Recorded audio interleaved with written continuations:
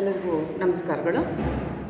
ಈ ದಿನ ನಾವು ಹೊಸ ಅಧ್ಯಾಯವನ್ನು ಆರಂಭ ಮಾಡೋಣ. ಭಾರತದಲ್ಲಿ ಸಾಮಾಜಿಕ ಪರಿವರ್ತನೆ, ದ್ವಿತೀಯ PUCಯ ಕೊನೆಯ ಒಂದು ಅಧ್ಯಾಯ ಇದು. ಭಾರತದಲ್ಲಿ ಸಾಮಾಜಿಕ ಪರಿವರ್ತನೆ, ಸೋಷಿಯಲ್ ಚೇಂಜ್ ಇನ್ ಇಂಡಿಯಾ ಎನ್ನುವಂತಹ ಒಂದು ಅಂಶವನ್ನು ಕುರಿತಾಗಿ ಅಧ್ಯಯನವನ್ನು ಆರಂಭಿಸೋಣ. ಭಾರತೀಯ ಸಮಾಜ ಪರಿವರ್ತನಾಶೀಲವಾದುದು ಆಗಿದ್ದರೂ ಕೂಡ ಇಲ್ಲಿ ಪರಿವರ್ತನೆಗಳು ನಿಧಾನ ಮತ್ತು ಇದೊಂದು ಸಂಕೀರ್ಣವಾಗಿರ್ತಕ್ಕಂತಹ ಸಮಾಜ ಎನ್ನುವಂತಹ ಅನೇಕ ಅಂಶಗಳು ಭಾರತೀಯ ಸಮಾಜವನ್ನು ಕುರಿತು ಇವೆ. ಆದರೂ ಕೂಡ ಕಾಲಾನಂತರದಲ್ಲಿ ಅನೇಕ ಪರಿವರ್ತನೆಗಳು ಆಗ್ತಾ ಇವೆ ಅಂತಕ್ಕಂತಹದ್ದನ್ನು ಈ ಒಂದು ಪರಿವರ್ತನಾ ವ್ಯವಸ್ಥೆಯಲ್ಲಿ ನಾವು ಅಧ್ಯಯನ ಮಾಡ್ತೀವಿ. ಇಲ್ಲಿನ ಪರಿವರ್ತನೆಗಳನ್ನು ಮುಖ್ಯವಾಗಿ ನಾವು ಎರಡು ಭಾಗಗಳಲ್ಲಿ ಅಧ್ಯಯನ ಮಾಡ್ತೀವಿ. ಒಂದು ಆಂತರಿಕ ಪರಿವರ್ತನೆ, ಮತ್ತೊಂದು ಬಾಹ್ಯ ಪರಿವರ್ತನೆ ಅಂತಕ್ಕಂಥದ್ದು. ಆಂತರಿಕ ಪರಿವರ್ತನೆಯಲ್ಲಿ ಸಂಸ್ಕೃತಾನುಕರಣ, ಬಾಹ್ಯ ಪರಿವರ್ತನೆಯಲ್ಲಿ ಪಾಶ್ಚಾತ್ಯೀಕರಣ ಮತ್ತು ಆಧುನೀಕರಣ ಎನ್ನುವಂತಹ ಎರಡು ಕಾನ್ಸೆಪ್ಟ್ಗಳನ್ನು ಮತ್ತು ಜಾಗತೀಕರಣ ಅಂತಕ್ಕಂಥ ಕಾನ್ಸೆಪ್ಟ್ಗಳನ್ನು ಅಧ್ಯಯನ ಮಾಡ್ತೀವಿ. ಹಾಗಾದರೆ ಈ ದಿನ ಆಂತರಿಕ ಮೂಲದ ಪರಿವರ್ತನೆಯನ್ನು ಕುರಿತು ಅಧ್ಯಯನವನ್ನು ಆರಂಭಿಸೋದಾದರೆ ಮೊದಲನೇದು ಸಂಸ್ಕೃತಾನುಕರಣ. ಭಾರತೀಯ ಸಮಾಜಶಾಸ್ತ್ರಜ್ಞ MN ಶ್ರೀನಿವಾಸ್ ಅವರು ಸಂಸ್ಕೃತಾನುಕರಣ, ಸ್ಯಾನ್ಸ್ಕ್ರಿಟೈಸೇಷನ್ ಅಂತಕ್ಕಂತಹ ಒಂದು ಹೊಸ ಪರಿಕಲ್ಪನೆಯನ್ನು ಅವರಲ್ಲಿ ನಮಗೆ ಪರಿಚಯಿಸಿದ್ದಾರೆ. ಆ ಒಂದು ಪದವನ್ನು ಮೊಟ್ಟ ಮೊದಲ ಬಾರಿಗೆ ಬಳಸಿದ್ದಾರೆ. MN ಶ್ರೀನಿವಾಸ್ ಮೊಟ್ಟ ಮೊದಲ ಬಾರಿಗೆ ಸಂಸ್ಕೃತಾನುಕರಣ ಎನ್ನುವಂತಹ ಒಂದು ಪರಿಕಲ್ಪನೆಯನ್ನು ಬಳಸಿದ್ದಾರೆ. ಅವರು ಈ ಪರಿಕಲ್ಪನೆಯನ್ನು ಬಳಸ್ತಕ್ಕಂಥ ಹಿನ್ನೆಲೆ ಏನಾಗಿತ್ತು ಅಂತ ಹೇಳಿದ್ರೆ, ಸಮಾಜದ ಚೌಕಟ್ಟಿನ ಒಂದು ಜಾತಿ ವ್ಯವಸ್ಥೆಯಲ್ಲಿ ಏನೆಲ್ಲ ಪರಿವರ್ತನೆಗಳು ಆಗ್ತಾ ಇವೆ ಅದಕ್ಕೆ ಸಂಬಂಧಪಟ್ಟಂತಹ ಅಂಶಗಳನ್ನು ಒಳಗೊಂಡಂತೆ ಅವರು ಈ ಸಂಸ್ಕ್ರಿಟೈಸೇಷನ್ ಅಂತಕ್ಕಂತಹ ಒಂದು ಪರಿಕಲ್ಪನೆಯನ್ನು ಇಲ್ಲಿ ಪರಿಚಯಿಸಿದ್ದಾರೆ ಮತ್ತು ಬಳಕೆ ಮಾಡಿದ್ದಾರೆ. ಹಾಗೆ ಬಳಕೆ ಮಾಡ್ತಕ್ಕಂತಹ ಸಂದರ್ಭವನ್ನು MN ಶ್ರೀನಿವಾಸ್ ಅವರು ಇಲ್ಲಿ ವಿವರಿಸ್ತಾರೆ. ಸಾಮಾಜಿಕ ಚಲನೆ ಅಥವಾ ಸಾಮಾಜಿಕ ಪರಿವರ್ತನೆ, ಸೋಷಿಯಲ್ ಮೊಬಿಲಿಟಿ ಅಂತಕ್ಕಂತಹ ಒಂದು ಪ್ರಕ್ರಿಯೆಯನ್ನು ಬಳಸುವಂತಹ ಸಂದರ್ಭದಲ್ಲಿ ಅವರು ಒಂದು ಜಾತಿಯ ಚೌಕಟ್ಟಿನಲ್ಲಿ ಆಗ್ತಾ ಬಂದಂತಹ ಬದಲಾವಣೆಗಳು, ಜಾತಿಯ ಚೌಕಟ್ಟಿನಲ್ಲಿ ಆಗಿರ್ತಕ್ಕಂತಹ ಬದಲಾವಣೆಗಳನ್ನು ವಿವರಿಸುವಾಗ ಈ ಸಂಸ್ಕೃತಾನುಕರಣ ಅಂತಕ್ಕಂತಹ ಒಂದು ಪದದ ಬಳಕೆ ಅಂತಕ್ಕಂಥದ್ದು ಇಲ್ಲಿ ಆಗಿದೆ. ಹಾಗಾದರೆ ಈ ಪದ ಆರಂಭ ಮಾಡೋ ಪೂರ್ವದಲ್ಲಿ MN ಶ್ರೀನಿವಾಸ್ ಅವರು religion and society among the Coorgs of South India ಅಂತಕ್ಕಂತಹ ಕೃತಿಯಲ್ಲಿ ಸಂಸ್ಕೃತಾನುಕರಣ ಅಂತಕ್ಕಂತಹ ಪದವನ್ನು ಮೊಟ್ಟ ಮೊದಲ ಬಾರಿಗೆ ಬಳಕೆ ಮಾಡ್ತಾರೆ. Religion and society among the Coorgs of South India ಎನ್ನುವಂತಹ ಕೃತಿಯಲ್ಲಿ ಧರ್ಮ ಮತ್ತು ಸಮಾಜ, ಕೊಡವ ಸಮಾಜದಲ್ಲಿ ಧರ್ಮ ಮತ್ತು ಸಮಾಜ ಹೇಗಿತ್ತು, ಹೇಗಿದೆ ಅಂತಕ್ಕಂತಹದ್ದನ್ನು ಅವರು ಅಧ್ಯಯನ ಮಾಡುವಾಗ, ಆಗ ಅಧ್ಯಯನ ಮಾಡುವಾಗ ಅವರ ಗಮನಕ್ಕೆ ಬರ್ತಕ್ಕಂತಹ ಒಂದು ವಿಶೇಷತೆ ಏನಪ್ಪ ಅಂತ ಹೇಳಿದ್ರೆ, ಕೊಡವರಲ್ಲಿ ಕೆಲವು ಕೆಳಜಾತಿಗಳು ಮೇಲ್ಜಾತಿಯವರ ಆಚಾರ ವಿಚಾರಗಳನ್ನು ಅನುಕರಣೆ ಮಾಡುವುದರ ಮೂಲಕ ತಮ್ಮ ಜೀವನ ಕ್ರಮವನ್ನು ಉತ್ತಮವಾಗಿ ರೂಪಿಸಿಕೊಂಡಿರ್ತಕ್ಕಂಥದ್ದು ಇಲ್ಲಿ ವ್ಯಕ್ತವಾಗಿದೆ. ಕೊಡವ ಸಮಾಜದಲ್ಲಿನ ಕೆಳಜಾತಿಯ ಜನರು ಮೇಲ್ಜಾತಿಯ ಜನರ ಆಚಾರ ವಿಚಾರಗಳನ್ನು, ರೂಢಿ ಪದ್ಧತಿಗಳನ್ನು ತಮ್ಮ ಜೀವನದಲ್ಲಿ ಅಳವಡಿಸಿಕೊಳ್ಳುವುದರ ಮೂಲಕ ತಲೆಮಾರುಗಳ ಅಂತರದಲ್ಲಿ ಸಮಾಜದಲ್ಲಿ ತಮ್ಮ ಸ್ಥಾನಮಾನವನ್ನು ಉತ್ತಮ ಮಟ್ಟದಲ್ಲಿ ರೂಪಿಸಿಕೊಂಡಿದ್ದಾರೆ ಎನ್ನುವಂತಹದ್ದನ್ನು ಇದು ಸೂಚಿಸುತ್ತದೆ. ಅಂತಹ ಒಂದು ಬದಲಾವಣೆ ಅಂತಕ್ಕಂಥದ್ದು ಅವರ ಅಧ್ಯಯನದ ಸಂದರ್ಭದಲ್ಲಿ ಬೆಳಕಿಗೆ ಬರುತ್ತೆ. ಕೆಳಜಾತಿಗಳಲ್ಲಿ ಮಾಂಸಾಹಾರಿಗಳಾಗಿದ್ದಂಥವರು, ಮದ್ಯಪಾನ ಮಾಡ್ತಕ್ಕಂಥವರು, ಆ ಮದ್ಯಪಾನ ಮಾಂಸಾಹಾರವನ್ನು ತ್ಯಜಿಸಿ ಮೇಲ್ಜಾತಿಯವರ ತರಹದ ಕೆಲವೊಂದು ಉತ್ತಮ ಆಚರಣೆಗಳನ್ನು, ರೂಢಿ ಪದ್ಧತಿಗಳನ್ನು, ನಂಬಿಕೆಗಳನ್ನು ಅಳವಡಿಸಿಕೊಳ್ಳುವುದರ ಮೂಲಕ ಸಮಾಜದಲ್ಲಿ ತಮ್ಮ ಸ್ಥಾನಮಾನವನ್ನು ಉತ್ತಮ ರೀತಿಯಲ್ಲಿ ರೂಪಿಸಿಕೊಳ್ಳುವಂತಹ ಒಂದು ಪ್ರಯತ್ನವನ್ನು ಅವರು ಮಾಡಿದ್ರು. ಇದು ನಿಧಾನಗತಿಯ ಒಂದು ಪ್ರಕ್ರಿಯೆ, ಒಮ್ಮೆಲೆ ಸಂಭವಿಸುವಂತಹದ್ದು ಕೂಡ ಅಲ್ಲ. ಆ ನಿಧಾನಗತಿಯಲ್ಲಿ ಅವರು ಈ ಥರದ ಕೆಲವೊಂದು ಬದಲಾವಣೆಗಳನ್ನು ಏನು ಮಾಡಿಕೊಂಡ್ರು, ಅದು ಇಡೀ ಸಮಾಜದಲ್ಲಿ ಕಾಲಾನುಕ್ರಮದಲ್ಲಿ ವ್ಯಕ್ತವಾಯಿತು. ಅಂತಹ ಅಂಶಗಳನ್ನು ಎಮ್ ಎನ್ ಶ್ರೀನಿವಾಸ್ ಅವರು ಆ ಕೃತಿಯಲ್ಲಿ ದಾಖಲಿಸ್ತಾರೆ. ಹಾಗಾದರೆ ಕೊಡವ ಸಮಾಜದ ಕೆಳಜಾತಿಯ ಜನರು ಮೇಲ್ಜಾತಿಯವರನ್ನು ಅನುಕರಣೆ ಮಾಡ್ತಕ್ಕಂತಹ ರೀತಿಯನ್ನು, ಈ ಹಿನ್ನೆಲೆಯಲ್ಲಿ ಎಮ್ ಎನ್ ಶ್ರೀನಿವಾಸ್ ಅವರು ಆರಂಭದಲ್ಲಿ ಬ್ರಾಹ್ಮಣೀಕರಣ ಅಂತಕ್ಕಂಥ ಪದವನ್ನು ಬಳಸ್ತಾರೆ.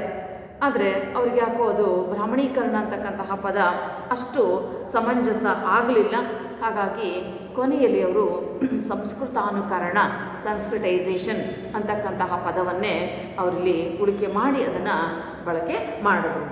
ಹಾಗಾದರೆ ಅವರ ಪ್ರಕಾರ ಸಂಸ್ಕೃತಾನುಕರಣ ಅಂದರೆ ಏನು ಎನ್ನುವಂತಹ ಒಂದು ಅರ್ಥವನ್ನು ನಾವು ನೋಡೋದಾದರೆ, ಎಮ್ ಎನ್ ಶ್ರೀನಿವಾಸ್ ಆರಂಭದಲ್ಲಿ ಒಂದು ವ್ಯಾಖ್ಯೆಯನ್ನು ನೀಡ್ತಾರೆ ಮತ್ತು ನಂತರ ಕೆಲವೊಂದು ಮಾರ್ಪಾಟುಗಳನ್ನು ಮಾಡಿ 2 ವ್ಯಾಖ್ಯೆಗಳನ್ನು ನೀಡ್ತಾರೆ. ಹಾಗಾದರೆ ಮೊದಲ ವ್ಯಾಖ್ಯೆಯಲ್ಲಿ ಏನು ಹೇಳಿದರು? ಎಮ್ ಎನ್ ಶ್ರೀನಿವಾಸ್ ಅವರ ಪ್ರಕಾರ ಸಂಸ್ಕೃತಾನುಕರಣ ಅಂದರೆ ಏನು, ಯಾವ ಅಭಿಪ್ರಾಯ ಇತ್ತು?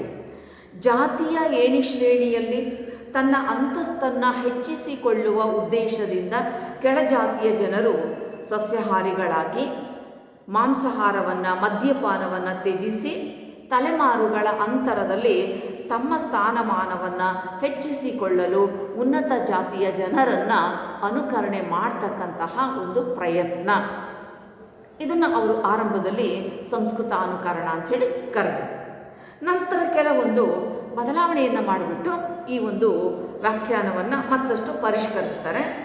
ಅದರ ಪ್ರಕಾರ ಕೆಳ ಹಿಂದೂ ಜಾತಿ ಅಥವಾ ಬುಡಕಟ್ಟು ಜನರು ಅಥವಾ ಇತರೆ ಸಮೂಹಗಳು ತಮ್ಮ ಪದ್ಧತಿ, ಸಂಸ್ಕಾರ, ಭಾವನೆ, ಪರಂಪರೆಗಳನ್ನು ಉನ್ನತ ಜಾತಿ ಮತ್ತು ದ್ವಿಜರ ರೀತಿಗಳಿಗೆ ಅನುಸಾರವಾಗಿ ಅವರು ಪರಿವರ್ತನೆಯನ್ನು ಮಾಡ್ಕೊಳ್ತಾ ಬಂದರು ಅಂತಕ್ಕಂಥದ್ದು.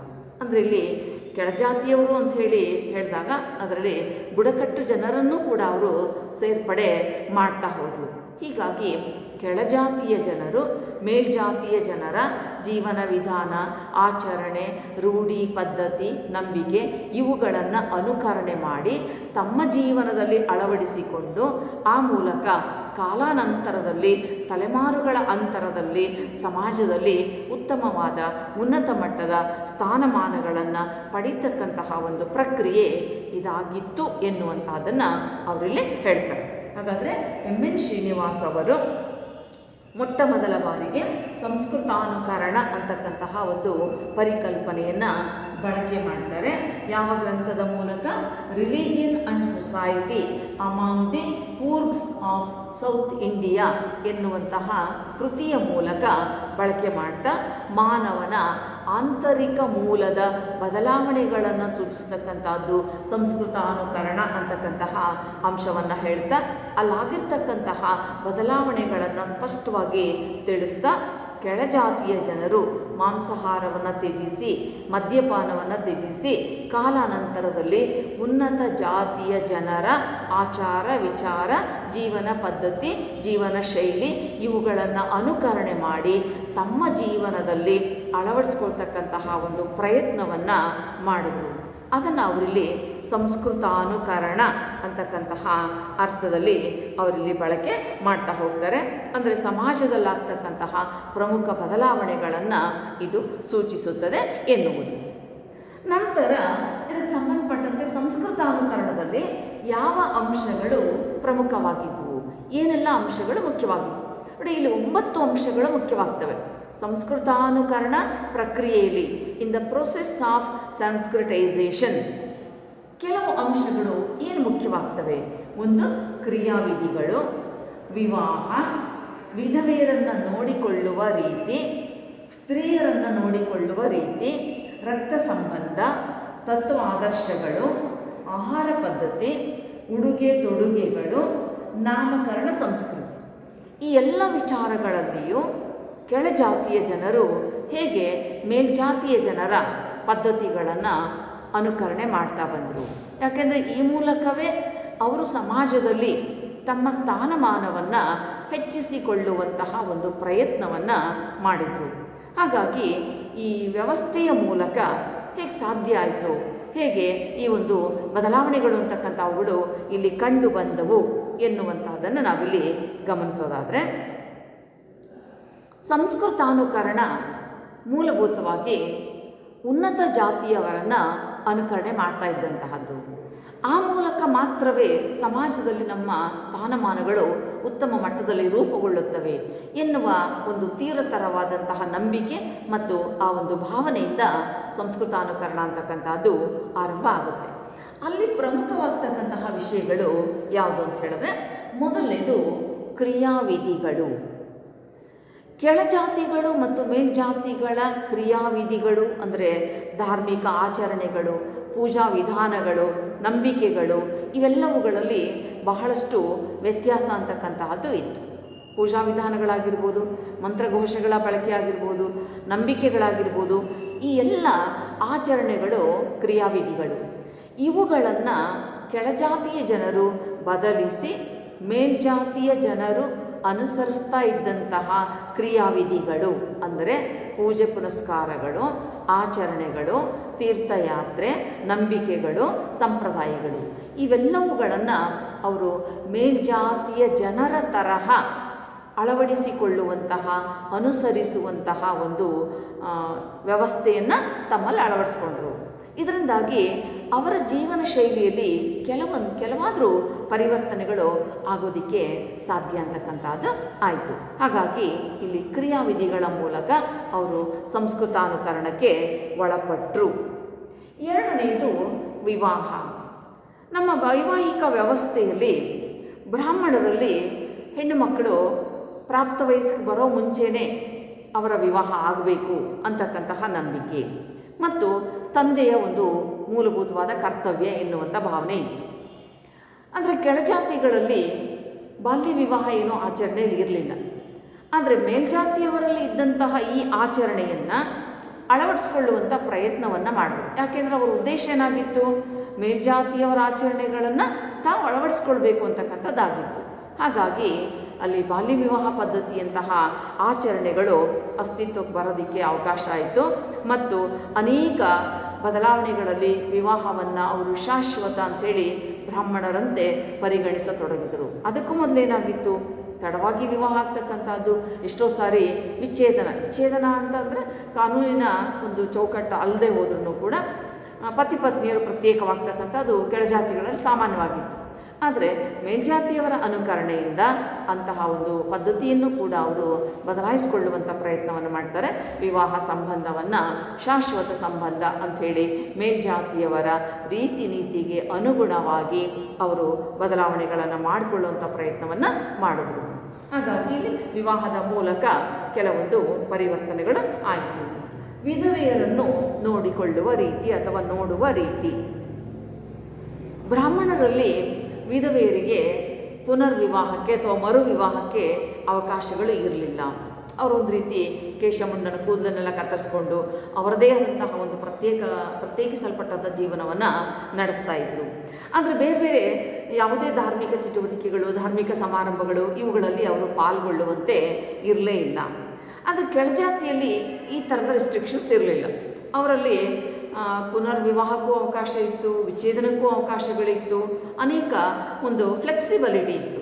ಅದರಲ್ಲಿ ವಿಚಿತ್ರ ಎನ್ನುವಂತೆ ಆ ವ್ಯವಸ್ಥೆಯನ್ನು ಬಿಟ್ಟು ಅವರು ಬ್ರಾಹ್ಮಣರ ರೀತಿಯ ಜೀವನ ಶೈಲಿಗೆ ಹೊಂದಿಕೊಳ್ಳತೊಡಗಿದರು. ಮೇಲ್ಜಾತಿಯ ಜನರ ಜೀವನ ಶೈಲಿಗೆ ಹೊಂದಿಕೊಳ್ಳತೊಡಗಿದರು.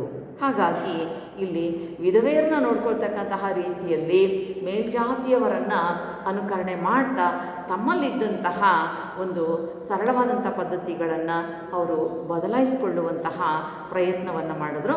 ವಿಧವೆಯರನ್ನ ನೋಡ್ಕೊಳ್ತಕ್ಕಂಥ ರೀತಿಯಲ್ಲಿ ಬ್ರಾಹ್ಮಣರನ್ನು, ಮೇಲ್ಜಾತಿಯವರನ್ನು ಅವರು ಅನುಕರಣೆ ಮಾಡತೊಡಗಿದರು. ಮತ್ತೊಂದು ಸ್ತ್ರೀಯರನ್ನು ನೋಡುವ ರೀತಿ. ಮಹಿಳೆಯರಿಗೆ ಸಂಬಂಧಪಟ್ಟಂತೆ ಕೂಡ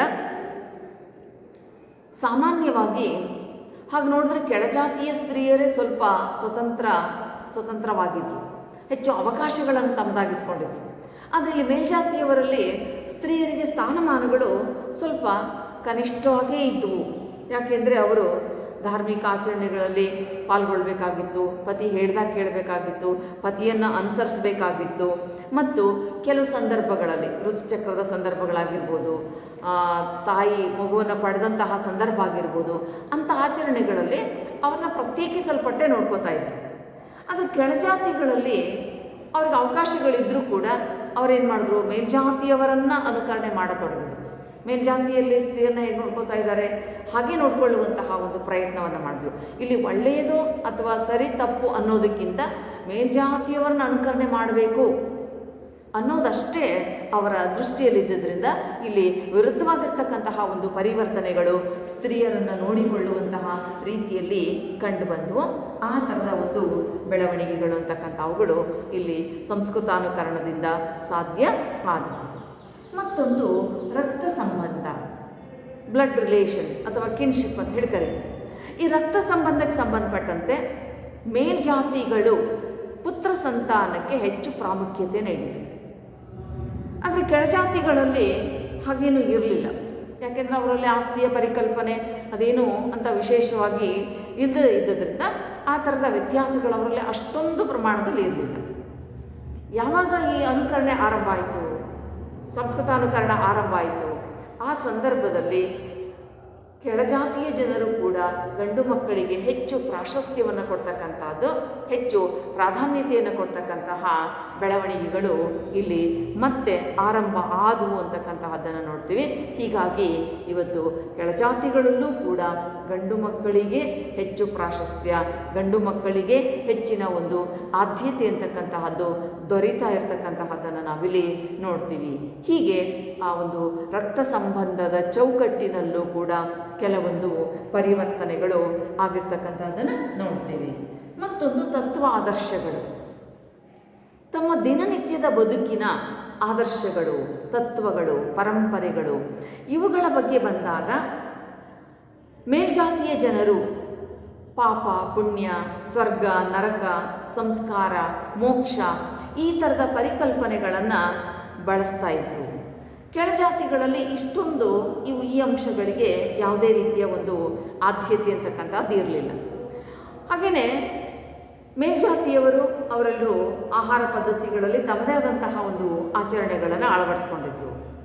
ಹಾಗಾಗಿ ಇಲ್ಲಿ ಸಂಸ್ಕೃತಾನುಕರಣದ ಪ್ರಭಾವದಿಂದ ಕೆಳಜಾತಿಯವರು ಏನು ಮಾಡಿದ್ರು, ಮೇಲ್ಜಾತಿಯವರ ತರಹದ ಆಚರಣೆಗಳನ್ನು ಅವರು ಕೂಡ ಅಳವಡಿಸಿಕೊಳ್ಳತೊಡಗಿದರು. ಪಾಪ, ಪುಣ್ಯ, ಸ್ವರ್ಗ, ನರಕ, ಧರ್ಮ, ಕರ್ಮ, ಸಂಸ್ಕಾರ, ಮೋಕ್ಷ, ಹುಟ್ಟು, ಸಾವು ಈ ಒಂದು ಅಂಶಗಳನ್ನು ಸಂಸ್ಕೃತಾನುಕರಣದ ಹಿನ್ನೆಲೆಯಲ್ಲಿ ಕೆಳಜಾತಿಯ ಜನರು ಮೇಲ್ಜಾತಿಯ ಜನರ ಇಂತಹ ವಿಚಾರಗಳನ್ನು, ಆಚರಣೆಗಳನ್ನು ತಮ್ಮ ಜೀವನದಲ್ಲಿ ಅಳವಡಿಸಿಕೊಳ್ಳುವಂತಹ ಒಂದು ಪದ್ಧತಿಯನ್ನು ಇಲ್ಲಿ ಆರಂಭಿಸ್ತಾರೆ. ಇದರಿಂದಾಗಿಯೂ ಅವರಲ್ಲಿ ತತ್ವಾದರ್ಶಗಳ ಕಾರಣಕ್ಕಾಗಿ ಸಂಸ್ಕೃತಾನುಕರಣ ಅಂತಕ್ಕಂಥದ್ದು ನಡೀತಾ ಬರ್ತಕ್ಕಂಥದ್ದನ್ನು ನೋಡ್ತೀವಿ. ಮತ್ತೊಂದು ಆಹಾರ ಪದ್ಧತಿ. ಸಾಮಾನ್ಯವಾಗಿ ಬ್ರಾಹ್ಮಣರು ಸಸ್ಯಾಹಾರಿಗಳು.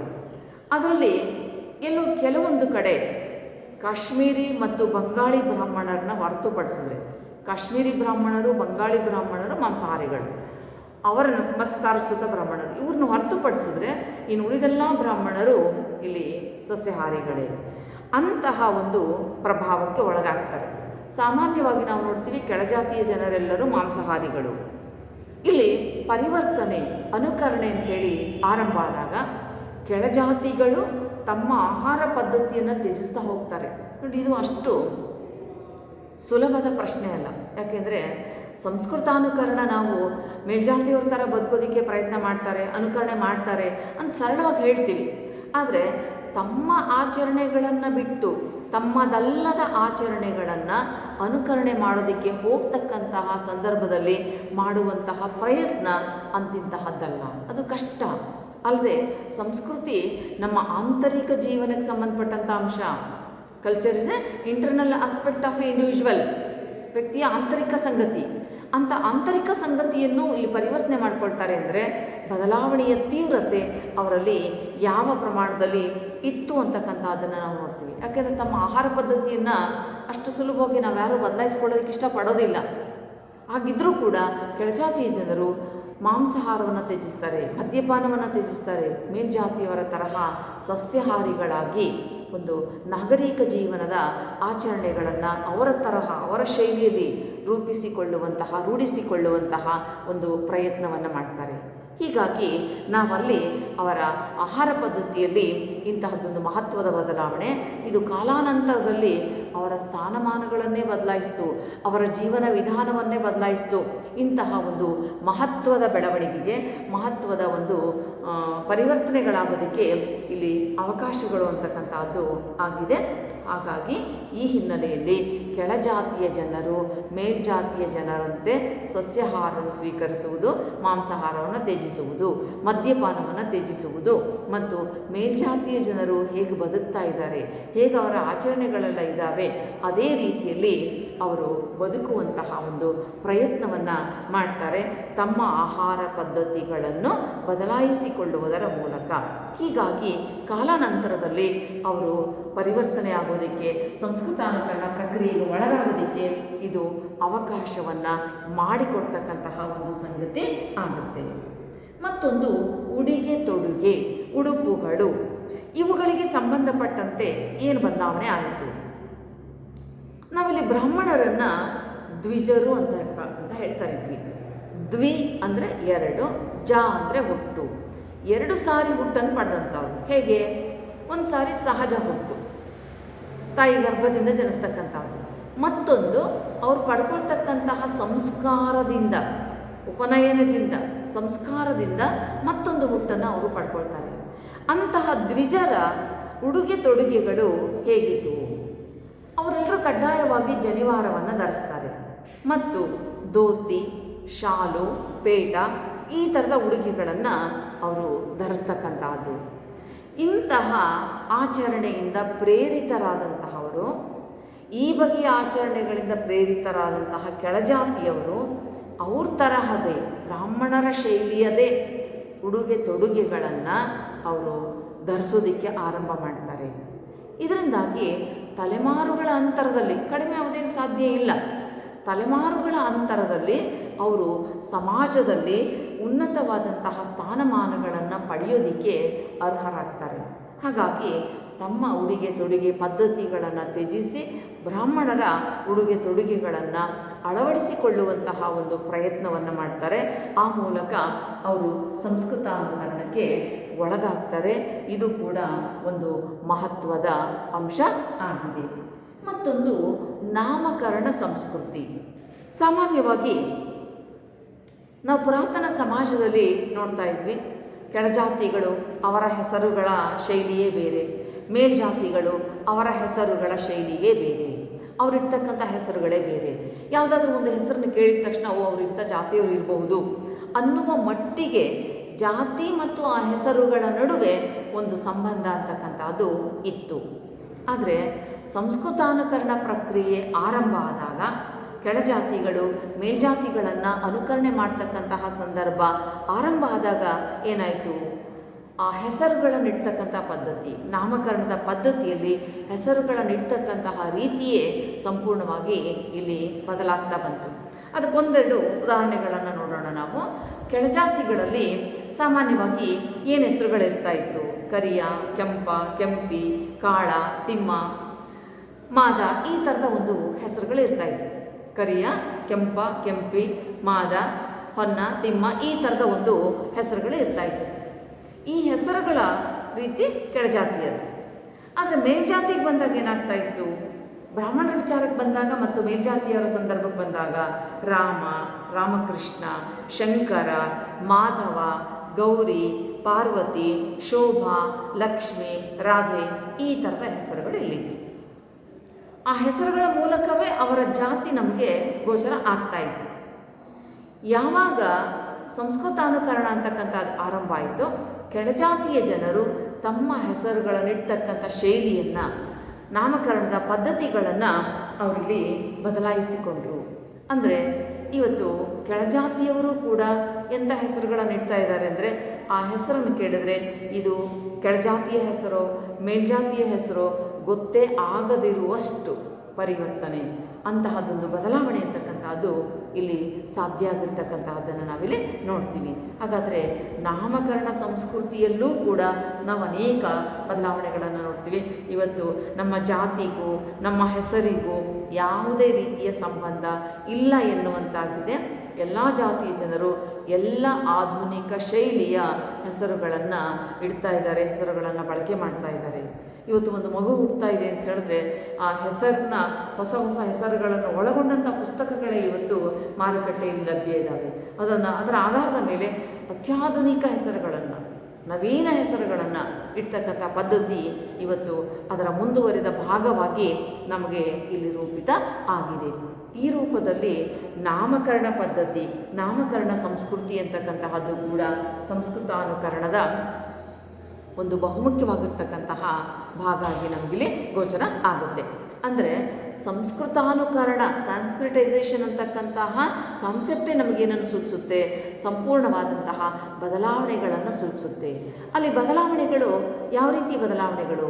ಕೆಳಜಾತಿಯ ಜನರು ಮೇಲ್ಜಾತಿಯ ಜನರ ಜೀವನ ವಿಧಾನ, ಜೀವನ ಶೈಲಿ, ನಂಬಿಕೆ, ಆಚರಣೆ ಇವುಗಳನ್ನು ಅಳವಡಿಸಿಕೊಳ್ಳುವುದರ ಮೂಲಕ ತಾವು ಕೂಡ ಮೇಲ್ಜಾತಿಯವರಂತೆ ಬದುಕುವ ಪ್ರಯತ್ನ, ಮೇಲ್ಜಾತಿಯವರ ಜೀವನ ಶೈಲಿಯನ್ನು ತಮ್ಮ ಜೀವನದಲ್ಲಿ ಅಳವಡಿಸಿಕೊಳ್ಳುವಂತಹ ಒಂದು ಪ್ರಯತ್ನ ಅಂತಕ್ಕಂಥದ್ದು ಇಲ್ಲಿ ನಮಗೆ ವ್ಯಕ್ತವಾಗುತ್ತೆ.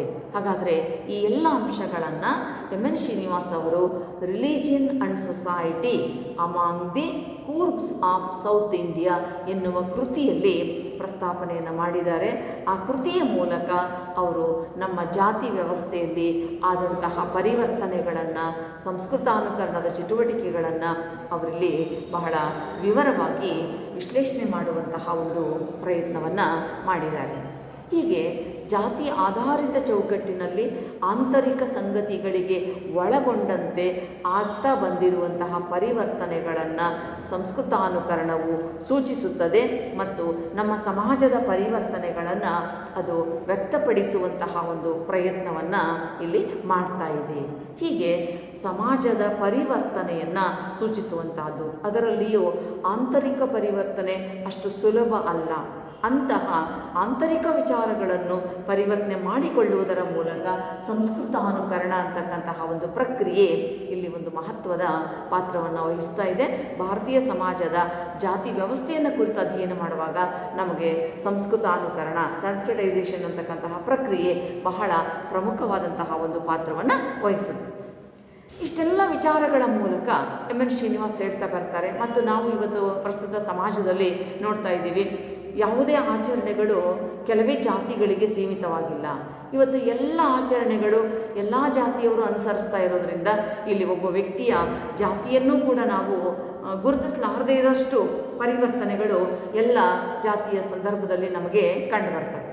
ಆದರೂ ಕೂಡ ಕೆಲವು ಚಿಂತಕರು ಇದನ್ನು ಟೀಕೆ ಮಾಡ್ತಾ ಹೋಗ್ತಾರೆ. ಎಮ್.ಎನ್. ಶ್ರೀನಿವಾಸ್ ಏನು ಸಂಸ್ಕೃತಾನುಕರಣ ಅಂತಕ್ಕಂತಹ ಈ ಪರಿಕಲ್ಪನೆಯನ್ನು ಬಳಸಿದ್ದಾರೆ, ಇದು ಕೆಲವು ಟೀಕೆಗಳಿಗೆ ಒಳಗಾಗಿದೆ. ಅಂದರೆ ಎಮ್.ಎನ್. ಶ್ರೀನಿವಾಸ್ ಅವರು ಕೇವಲ ಬ್ರಾಹ್ಮಣರನ್ನೇ ಮಾದರಿಯನ್ನಾಗಿಟ್ಟುಕೊಂಡು ಇಲ್ಲಾಗಿರ್ತಕ್ಕಂತಹ ಪರಿವರ್ತನೆಗಳನ್ನು ಸೂಚಿಸಿದ್ದಾರೆ. ಆದರೆ ಎಲ್ಲೆಡೆ ಎಲ್ಲರೂ ಬ್ರಾಹ್ಮಣರನ್ನೇ ಅನುಕರಣೆ ಮಾಡಿಲ್ಲ. ಯಾಕೆಂದರೆ ನಮ್ಮ ಜಾತಿ ವ್ಯವಸ್ಥೆಯ ಚೌಕಟ್ಟಿನಲ್ಲಿ ನಾವು ಪ್ರಬಲ ಜಾತಿಗಳು ಅಂಥೇಳಿ ಕೇಳ್ತೀವಿ. ಈ ಹಿಂದೆ ಅಧ್ಯಯನ ಮಾಡಿದ್ದೀರಿ ನೀವು. ಪ್ರಬಲ ಜಾತಿಗಳು, ಡಾಮಿನೆಂಟ್ ಕಾಸ್ಟ್ ಅಂತ ಅಧ್ಯಯನ ಮಾಡಿದ್ದೀವಿ. ಪ್ರಬಲ ಜಾತಿಗಳು ಅಂದಾಗ ಆಯಾ ರಾಜ್ಯಗಳಲ್ಲಿ 1-2-3 ಜಾತಿಗಳು ಪ್ರಬಲ ಜಾತಿಗಳಾಗಿದ್ದಾವೆ. ಹಾಗಾಗಿ ಬ್ರಾಹ್ಮಣರನ್ನೇ ಅನುಕರಣೆ ಮಾಡಬೇಕಾಗಿಲ್ಲ, ಪ್ರಬಲ ಜಾತಿಗಳನ್ನು ಅನುಕರಣೆ ಮಾಡಿರ್ತಕ್ಕಂಥ ಉದಾಹರಣೆಗಳು ಇದ್ದಾವೆ. ಆ ದೃಷ್ಟಿಯಿಂದ ಇಲ್ಲಿ ಮೇಲ್ಜಾತಿಯವರು ಅಂದಾಗ ಅವರೆಲ್ಲರೂ ಬ್ರಾಹ್ಮಣರೇ ಆಗಿರಬೇಕು ಅಂತ ಹೇಳಿ ಇಲ್ಲ. ಹಾಗಾಗಿ ಈ ಥರದ ಜಾತಿಯ ಚೌಕಟ್ಟಿನಲ್ಲೂ ಕೂಡ ಸಂಸ್ಕೃತಾನುಕರಣ ಅಂತಕ್ಕಂಥದ್ದು ಆಗಿದೆ. ಮತ್ತೊಂದು ಬಹಳ ಗಂಭೀರವಾಗಿರ್ತಕ್ಕಂಥ ಟೀಕೆ ಏನು ಅಂತ ಹೇಳಿದ್ರೆ, ಸಂಸ್ಕೃತಾನುಕರಣ ಅಂತಕ್ಕಂಥದ್ದು ಮೂಲಭೂತವಾಗಿ ಒಂದು ಸಾಂಸ್ಕೃತಿಕ ಬದಲಾವಣೆಯನ್ನು ವಿಶ್ಲೇಷಿಸುತ್ತದೆಯೇ ಹೊರತು ಸಂರಚನಾತ್ಮಕ ಪರಿವರ್ತನೆಯನ್ನು ಅದು ವಿಶ್ಲೇಷಿಸುವುದಿಲ್ಲ. ಕೇವಲ ಜಾತಿಯ ಚೌಕಟ್ಟು, ಅದರ ಸಂಸ್ಕೃತಿ, ಈ ಅಂಶಗಳಷ್ಟೇ ಅಲ್ಲಿ ಮುಖ್ಯವಾಗಿವೆ. ಆದರೆ ಇಡೀ ಸಮಾಜದ ಸಂರಚನೆಯನ್ನು ಇಲ್ಲಿ ನಿರ್ಲಕ್ಷಿಸಲಾಗಿದೆ ಎನ್ನುವಂತಹ ಒಂದು ಅಂಶವನ್ನು ಹೇಳ್ತಾರೆ. ಜೊತೆಗೆ ಯೋಗೇಂದ್ರ ಸಿಂಗ್ ಎನ್ನುವಂತಹ ಒಬ್ಬ ಭಾರತೀಯ ಚಿಂತಕ ಸಂಸ್ಕೃತಾನುಕರಣ ಅಂತಕ್ಕಂತಹದ್ದು ಬ್ರಿಟಿಷರ ಕಾಲದಲ್ಲಿನ ಪರಿವರ್ತನೆಗಳಿಗೆ ಹೆಚ್ಚು ಅಪ್ಲೈ ಆಗ್ತಾ ಇದೆ, ಆಧುನಿಕ ಸಂದರ್ಭಕ್ಕೆ ಅದರ ತೀವ್ರತೆ ಕಡಿಮೆ ಇದೆ ಎನ್ನುವಂತಹ ಒಂದು ಟೀಕೆಯನ್ನು ಅವ್ರು ಮಾಡ್ತಾರೆ. ಹಾಗೆ ಇಲ್ಲಿ ಸ್ಥಾನಮಾನ ಹೊಂದತಕ್ಕಂತಹದ್ದಷ್ಟೇ ಅವರ ಮುಖ್ಯ ಉದ್ದೇಶ ಆಗಿರಲಿಲ್ಲ, ಅದರ ಆಚೆಯೂ ಕೂಡ ಇಲ್ಲಿ ಬದಲಾವಣೆಗಳು ಅಂತಕ್ಕಂಥವು ಸಂಭವಿಸಿವೆ. ಹಾಗಾಗಿ ಎನ್ ಶ್ರೀನಿವಾಸ್ ಅವರ ವಿಚಾರಗಳನ್ನು ನಾವಿಲ್ಲಿ ವಿಮರ್ಶೆಗೆ ಒಳಪಡಿಸ್ಬೋದು. ಮತ್ತು ಅವರು ಒಂದು ಸಾರಿ ಬಳಸಿದಂಥ ವ್ಯಾಖ್ಯಾನವನ್ನು ಮತ್ತೆ ಬದಲಾವಣೆ ಮಾಡ್ತಾರೆ. ಇದರಿಂದಾಗಿ ಎಷ್ಟೋ ಸಾರಿ ಸಂಸ್ಕೃತಾನುಕರಣ ಪ್ರಕ್ರಿಯೆಯೇ ಒಂದು ಗೊಂದಲದ ರೀತಿಯಲ್ಲಿ ಇದೆಯೇನೋ ಎನ್ನುವಂತಹ ಒಂದು ಟೀಕೆಗೆ ಒಳಗಾಗಿದೆ. ಮತ್ತು ಭಾರತದಾದ್ಯಂತ ಸಂಸ್ಕೃತಾನುಕರಣ ಏಕಪ್ರಕಾರವಾಗಿಲ್ಲ. ಎಷ್ಟೋ ಕಡೆಗಳಲ್ಲಿ ಮೇಲ್ಜಾತಿಯವ್ರನ್ನ ನಾವ್ಯಾಕೆ ಅನುಕರಣೆ ಮಾಡಬೇಕು ಅನ್ನುವಂಥ ಧೋರಣೆಯೂ ಕೂಡ ಇದೆ. ಕೆಳಜಾತಿಗಳಾಗಿದ್ರೂ ನಾವು ನಮ್ಮ ಥರದ ಜೀವನದಲ್ಲೇ ಬದುಕ್ತೀವಿ, ನಾವ್ಯಾಕೆ ಮೇಲ್ಜಾತಿಯ ಜನರನ್ನ ಅನುಕರಣೆ ಮಾಡಬೇಕು ಅಂತಕ್ಕಂಥ ಪ್ರಶ್ನೆಯನ್ನು ಹಾಕ್ಕೊಳ್ತಾ ಅವರು ತಮ್ಮದೇ ಆಚರಣೆಗಳಿಗೆ ಇವತ್ತು ಕಟ್ಟುಬಿದ್ದಿರ್ತಕ್ಕಂಥ ಉದಾಹರಣೆಗಳು ಇದ್ದಾವೆ. ಆದ್ದರಿಂದ ಇದು ಭಾರತದಾದ್ಯಂತ ಏಕಪ್ರಕಾರವಾಗಿದೆ, ಸಾರ್ವತ್ರಿಕವಾಗಿದೆ ಅಂಥೇಳಿ ಹೇಳೋದಕ್ಕೆ ಸಾಧ್ಯ ಆಗೋದಿಲ್ಲ ಎನ್ನುವಂತಹ ಒಂದು ಟೀಕೆಯನ್ನು ಅವರಲ್ಲಿ ಮಾಡಿದ್ದಾರೆ. ಆದರೂ ಕೂಡ ಆ ಟೀಕೆ ಏನಿದ್ರು ಅದನ್ನು ನಾವು ಪಕ್ಕಕ್ಕಿರಿಸಿ ನೋಡಿದ್ರೆ ಭಾರತೀಯ ಸಮಾಜದಲ್ಲಿ ಸಂಸ್ಕೃತಾನುಕರಣ ಅಂತಕ್ಕಂಥದ್ದು ಯಥೇಚ್ಛವಾಗಿ ಕೆಲಸ ಮಾಡಿದೆ. ತೀವ್ರತರವಾಗಿರ್ತಕ್ಕಂತಹ ಬದಲಾವಣೆಗಳು, ಇಲ್ಲಿ ವ್ಯಾಪಕವಾಗಿರ್ತಕ್ಕಂಥ ಬದಲಾವಣೆಗಳು ಆಗಿರ್ತಕ್ಕಂಥದ್ದನ್ನು ನಾವು ನೋಡ್ತೀವಿ. ಯಾಕೆ ಅಂತ ಹೇಳಿದ್ರೆ ನೂರಾರು ವರ್ಷಗಳಿಂದ ಅಸ್ತಿತ್ವದಲ್ಲಿದ್ದಂತಹ ಜಾತಿ ವ್ಯವಸ್ಥೆ ಆ ಸಂದರ್ಭದಲ್ಲಿ ಹೇಗಿತ್ತು, ಇವತ್ತು ಹೇಗಿದೆ ಎನ್ನುವಂತಹದ್ದನ್ನು ನಾವು ಕಲ್ಪಿಸಿಕೊಂಡಾಗ, ಅಥವಾ ಬ್ರಿಟಿಷರ ಕಾಲದಲ್ಲಿ ಜಾತಿ ಪದ್ಧತಿ ಹೇಗಿತ್ತು, ಸ್ವತಂತ್ರ ಬಂದಾಗ ಜಾತಿ ಪದ್ಧತಿಯಲ್ಲಿ ಏನಾಗಿದೆ, ಇಂತಹ ಬದಲಾವಣೆಗಳನ್ನು ನಾವು ಗಮನಿಸಿದ್ರೇ ಸಾಕು. ಇಲ್ಲಿ ತೀವ್ರವಾಗಿ ನಾವು ಸಂಸ್ಕೃತಾನುಕರಣ ಪ್ರಕ್ರಿಯೆಗೆ ಒಳಗಾಗಿದ್ದೀವಿ. ಭಾರತೀಯ ಸಮಾಜ ಅಂತಕ್ಕಂಥದ್ದು ಪರಿವರ್ತನೆ ಹೊಂದಿದೆ. ಇದು ನಿಧಾನಗತಿಯ ಪ್ರಕ್ರಿಯೆ, ಸಂಕೀರ್ಣವಾದುದು. ಯಾಕೆಂದರೆ ನಾವ್ಯಾರು ನಮ್ಮ ಸಂಸ್ಕೃತಿಯನ್ನು ಸುಲಭವಾಗಿ ಬದಲಾಯಿಸ್ಕೊಳ್ಳೋದಕ್ಕೆ ಇಚ್ಛೋದಿಲ್ಲ. ಆದರೂ ಕೂಡ ಆ ಒಂದು ಇಚ್ಛೆಗೆ ಮೀರಿ ಇಲ್ಲಿ ಪರಿವರ್ತನೆಗಳು ಆಗ್ತಾ ಇವೆ. ಇದರಿಂದಾಗಿ ಇವತ್ತು ಜಾತಿಗಳ ನಡುವೆ ಮೊದಲಿದ್ದಂತಹ ತಾರತಮ್ಯ ಅಂತಕ್ಕಂಥದ್ದು ಕಾಣ್ತಾ ಇಲ್ಲ. ಹಾಗಾಗಿ ಭಾರತೀಯ ಸಮಾಜದ ಜನರ ಆಂತರಿಕ ಸಂಗತಿಯಾದ ಸಂಸ್ಕೃತಾನುಕರಣಕ್ಕೆ ಸಂಬಂಧಪಟ್ಟಂಥ ಪರಿವರ್ತನೆಗಳು ಇಲ್ಲಿ ಆಗಿವೆ ಎನ್ನುವಂತಹದ್ದನ್ನು ನಾವು ಬಹಳ ಸ್ಪಷ್ಟವಾಗಿ ಗುರುತಿಸ್ಬೋದು. ಹೀಗಾಗಿ ಭಾರತ ಅಂತಕ್ಕಂಥದ್ದು ಪರಿವರ್ತನೆಗೆ ಒಳಗಾಗಿದೆ, ಸಾಂಸ್ಕೃತಿಕ ವಿಚಾರಗಳನ್ನು ಬದಲಾಯಿಸಿಕೊಂಡಿದೆ. ಹಾಗಾದರೆ ಕೆಳಜಾತಿಯ ಜನರು ಮೇಲ್ಜಾತಿಯ ಜನರ ಆಚಾರ ವಿಚಾರ ನಂಬಿಕೆ ರೂಢಿ ಪದ್ಧತಿಗಳನ್ನು ಅನುಕರಣೆ ಮಾಡಿ ತಮ್ಮ ಜೀವನದಲ್ಲಿ ಅಳವಡಿಸಿಕೊಂಡು ಆ ಮೂಲಕ ಸಮಾಜದಲ್ಲಿ ಉತ್ತಮವಾದಂತಹ ಒಂದು ಸ್ಥಾನಮಾನಗಳನ್ನು ಪಡ್ಕೊಳ್ಳುವಲ್ಲಿ ಸಫಲರಾಗಿದ್ದಾರೆ. ಇದು ತಲೆಮಾರುಗಳ ಅಂತರ ಆಗಿರ್ಬೋದು, ಆದರೂ ಕೂಡ ನಿಧಾನಕ್ಕೆ ಇದು ಸಾಧ್ಯ ಆಗಿದೆ. ಇದೊಂದು ಉತ್ತಮವಾಗಿರ್ತಕ್ಕಂತಹ ಬೆಳವಣಿಗೆಯಾಗಿದೆ, ಬದಲಾವಣೆಯೇ ಆಗಿದೆ. ನಮ್ಮ ಆಂತರಿಕ ಜೀವನವನ್ನು ಪರಿವರ್ತಿಸ್ತಕ್ಕಂತಹ ಒಂದು ಬಹುಮುಖ್ಯವಾದಂತಹ ಸಂಗತಿಯೇ ಆಗಿದೆ ಅಂತಕ್ಕಂತಹ ಅಂಶವನ್ನು ನಾವಿಲ್ಲಿ ಮುಖ್ಯವಾಗಿ ನೋಡ್ತೀವಿ. ಈ ರೂಪದಲ್ಲಿ ಸಂಸ್ಕೃತಾನುಕರಣ ಭಾರತೀಯ ಸಮಾಜದ ಪರಿವರ್ತನೆಯ ಪ್ರಕ್ರಿಯೆಯಲ್ಲಿ ಅತ್ಯಂತ ಮಹತ್ವದ ಸ್ಥಾನವನ್ನು ಪಡೆದುಕೊಂಡಿದೆ ಎನ್ನುವಂತಹದ್ದನ್ನು ನಾವಿಲ್ಲಿ ಗಮನಿಸಬಹುದು. ಎಲ್ಲರಿಗೂ ವಂದನೆಗಳು.